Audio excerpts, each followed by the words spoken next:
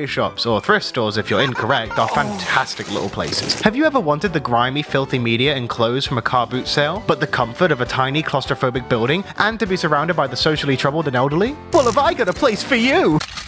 Somebody's got the hiccups. St. Barnabas, Mind, Age, British Heart Foundation, Oxfam, there's so many of these places, it's deranged. But there's nothing quite like the ego stroke from a transaction that not only gives a charity 50 whole pence, but you a copy of Rocket Power Beach Bandits. If you're into legacy media and you don't like paying stupid prices online and enjoy the thrill of the hunt, then charity shops are pretty much your only option these days if there's not some dedicated local joint for that kind of thing in your area. Sometimes these places are amazing. You'll waltz in and have all of your wildest dreams and a copy of Battle for Bikini Bottom for so cheap they're basically paying you to take it. And then sometimes you'll go in and all they'll have is a copy of a book which looks like it's been dipped in oil for the price of a house. I positively adore charity shops, almost to the point of addiction if I'm being honest. If I'm ever in the area and have some free time, I'll pop into as many as I can to peruse the books, films, and games, and as a result, I've ended up with some weird shit in my possession.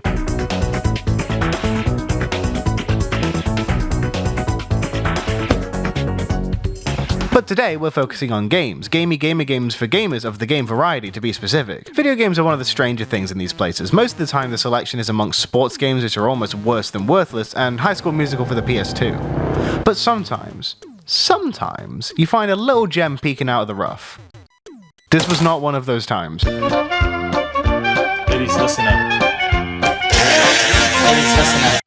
Here's an old relic from a forgotten time. Physical PC games. If retro games weren't niche and annoying enough for you already, then this is the dump for you. These types of games are from an era just before consoles made the jump to HD, and most games ended up the same across all platforms. You know, nowadays if you buy a PC port of a game, even if it's a janky broken mess, it's at least trying to be a port of the game from consoles. Back then you were rolling the dice. Look at any beloved game from the 6th generation. If it had a PC port, checking it out is like looking into a strange, warped parallel universe where nothing is as it seems and everything is just so much worse. Back then, PC versions of games got no respect. They were always thrown off to some other low-budget company who were allowed to make whatever they wanted as long as the publisher can stick the same cover on it and cram it into a bargain bin at your local supermarket. These were not video games. These were digital landfill for your parents' old desktop computer. I'm guessing because back then, converting a 3D platformer to mouse and keyboard controls was such an ordeal that most studios just couldn't be fucked. So the next best solution was to glue the camera in place and tell the player to guide the character on screen like a blind pensioner. This was probably also done because these games were designed to be played on a computer that was designed to just about run Microsoft Word without bursting into flames. So having all of the locations in a game be pre-rendered images with as little 3D models as humanly possible was the best way to not blow up every Dell Tower from 2003. The SpongeBob SquarePants movie, The Game, follows this formula exactly. The console games are 3D platformers with big areas and objectives with combat and platforming, and the PC version is a point-and-click adventure game with slow, annoying puzzles as the main form of progression. I think with these kinds of games, you can only really appreciate them if you played them when you were a kid. That seems to be the case with a lot of games that test the patience of the average player. Take Pokemon, for example. Anyone I've ever seen that's either uninterested in the games or outright dislikes them is someone who never played them as a kid. The freaks like me that can put up with boring tutorials for 50 hours are the ones who played them as kids and could see through the flaws. Now when I was a kid I never really played point and click games. There were a couple I played at a friend's house like once or twice, but I never had a specific one that I got invested in. So when I play a game like the SpongeBob movie,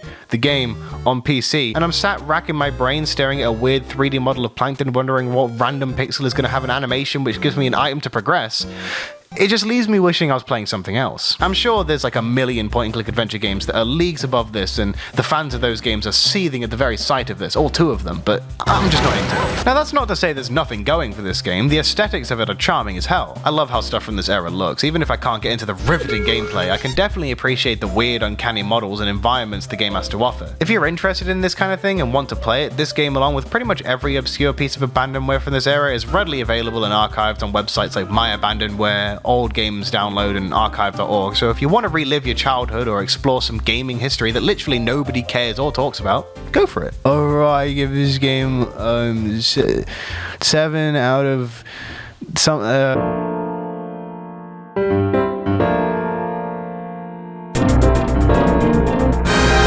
Yeah, I'm about as surprised as you. 50p I paid for this, and I still feel ripped off. The GTA Definitive Edition is a collection of GTA 3, Vice City, and San Andreas, a concept that fans have been begging for quite a long time now, and when it finally came out, it was, to say the least, a buggy broken mess with ugly graphics that makes everyone look like slugs with most of the music removed.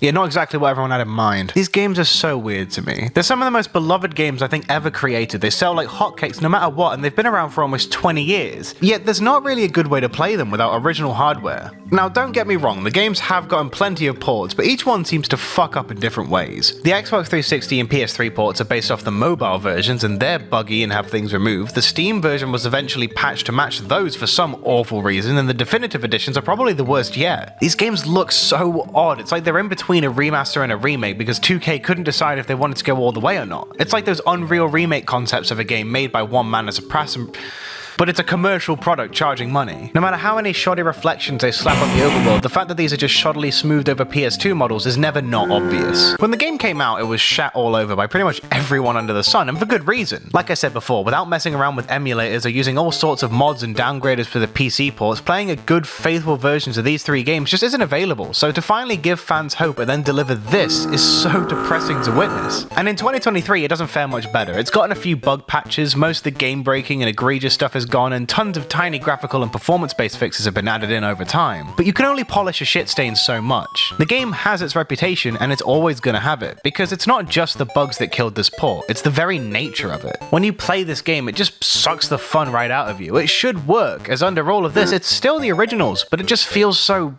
slimy, it reeks of missed potential. When I explore in this game, all I can think about is how amazing this would look if it was a genuine from the ground up remake, or on the other hand, how much more fun I'd be having if this was just an HD port with improved controls. One of the best parts of the original titles is their atmosphere. Vice City's lights and fog just give a vibe which has never really been recreated, and it's one of the things that these ports always fuck up. Take any release of Vice City after the original, and I can almost guarantee that amongst the list of changes made for the worse, lighting and atmosphere will always be on that list. And the definitive edition is no different. It wants to be a simple conversion that gives players the same experience they remember with quality of life improvements, but it charged full price on release and it's attempting to overhaul all of the graphics and modern it up while still being attached to an engine from a 20-year-old game. Also, stability is just a general issue. It runs like absolute shit. I thought maybe this was just because I'm playing it on my base PS4, which is just begging to die, but then I played one of the originals on a PS2, which is even more desperate to die, and it ran just fine. If there's one thing I can praise it for, seeing as it was such a major cash grab, I can appreciate that they put all three games into one collection and didn't try to put them all out as individual remasters. That's something I could have seen them doing just to squeeze every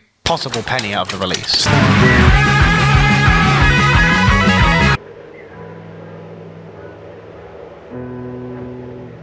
For today's snack break, there was a little bit grey outside, and I didn't really feel like doing much, so I just decided to make a little cup of coffee. I like coffee.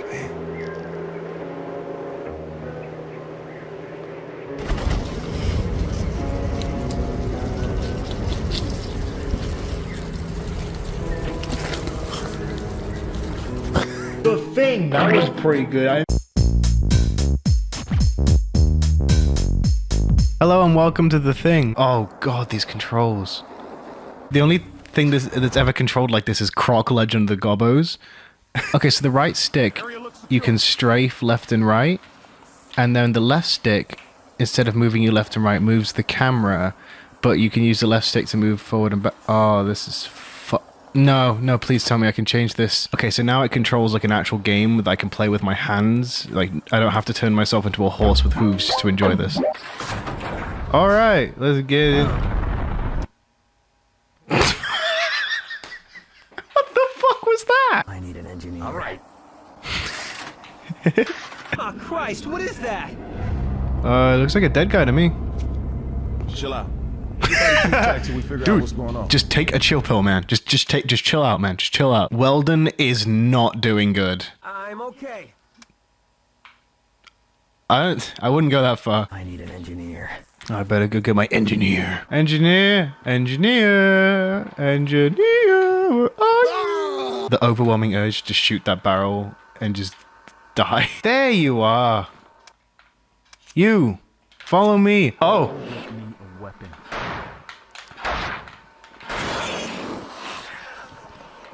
That was a thing creature right there. That was a thing creature. Guys.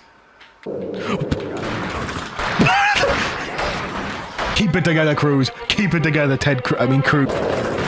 Holy fuck. The barrel.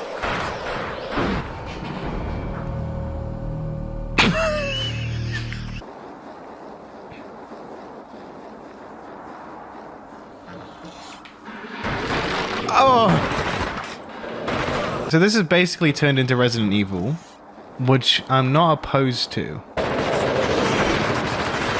Oh my god, they're everywhere. It's like a bunch of fucking chickens. Let me guess. I need an engineer.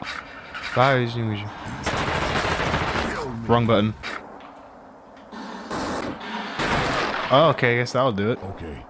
Yeah, just take your time though. It's not like we're freezing to death. I couldn't do it. Yeah, no, just take as long as you need. Take as long as you need. Yeah, yeah. Anything, monsters? Any little thing creatures? Hold it. Now there's a medical kit near the kennel. You go get it and come back here, and I'll watch you do the test. Okay. It's coming for me! Get him! Get him!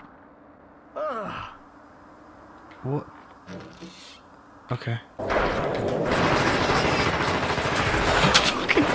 Me when I see my little chihuahua at 3 in the morning, I'm trying to get some pickles from the fridge and it's getting in my way.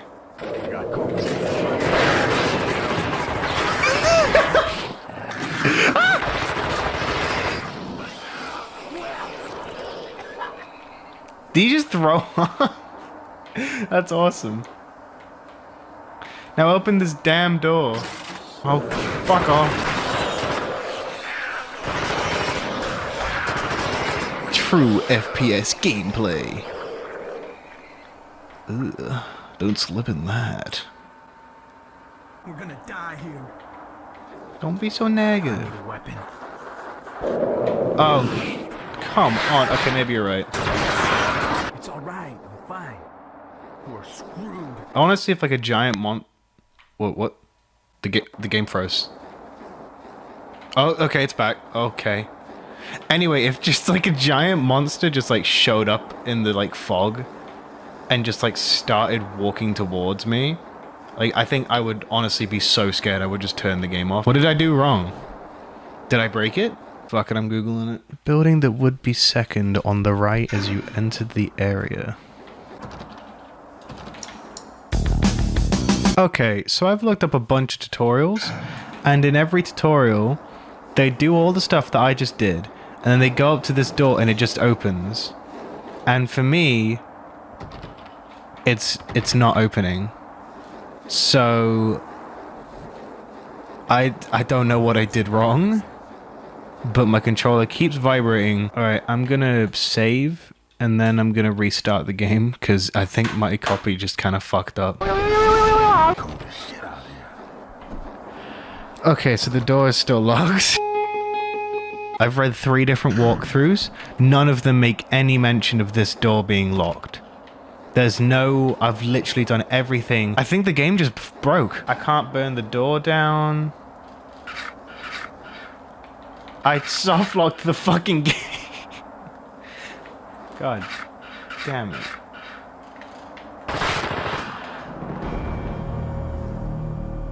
Oh no! Well, wasn't that a hoot and a holler? That's all we've got time for this week. This time, join us next time when...